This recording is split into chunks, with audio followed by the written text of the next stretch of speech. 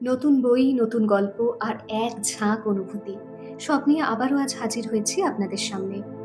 গত শতাব্দীর ৮ ও ৯ দশকের প্রেক্ষাপটে লেখা দুটি উপন্যাস। তাতে উঠে এসেছে গ্রাম ও মফস্বলের চিত্র, স্থানীয় বিষাক্ত রাজনীতির প্রভাবে আদর্শ আঁকড়ে ধরে বেঁচে থাকা মানুষের সংগ্রামের কাহিনী। পত্রভারতী থেকে প্রকাশিত জয়দীপ চক্রবর্তীর লেখা অসমাপ্ত প্রেমপত্র বইটি নিয়েই আজকে কথা বলতে চলেছি। এই বইটির মুদ্রিত মূল্য ২৭৫ টাকা। এই বইটিতে অসমাপ্ত প্রেমপত্র এবং যখন সন্ধ্যা নামে এই দুটি উপন্যাস একত্রিত হয়েছে। দুটি গল্পকে এই লেখক প্রেমের উপন্যাস হিসেবে চিহ্নিত করে থাকলেও আমার প্রধানত মনে হয়েছে প্রেমকে ছাপিয়েও সামাজিক এবং রাজনৈতিক প্রেক্ষাপট অনেক বেশি মাত্রায় প্রাধান্য পেয়েছে লেখাগুলোতে। প্রথম উপন্যাসটিতে একটি কিশোর বয়সী ছেলে রিভু এবং তার পরিবারের দারিদ্র্যের মধ্যেও দিন যাপনের কঠোর লড়াইয়ের এক কাহিনী। অভাবের মাঝেও কবিতা, গান ও প্রেমকে সাথে নিয়ে বাবার আদর্শে সফল মানুষ হয়ে উঠতে চায় রিভু। বাবার এক পুরনো ডায়েরি পায় সে, তাতে খুঁজে পায় অনেক প্রেমপত্র।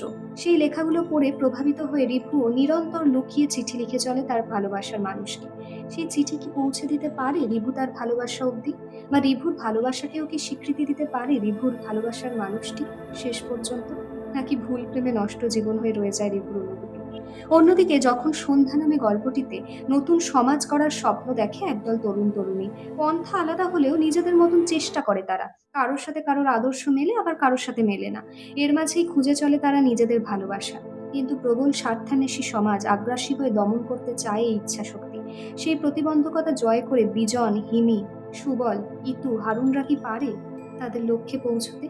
দুটি গল্প একের থেকে অন্যটি আলাদা হলেও প্রথম উপন্যাসটি আমার ব্যক্তিগতভাবে অনেক বেশি পরিপাটি লেগেছে দ্বিতীয়টির তুলনায়। দ্বিতীয় গল্পটির ধারাবাহিকতা কিঞ্চিৎ অগোছালো মনে হয়েছে আমার।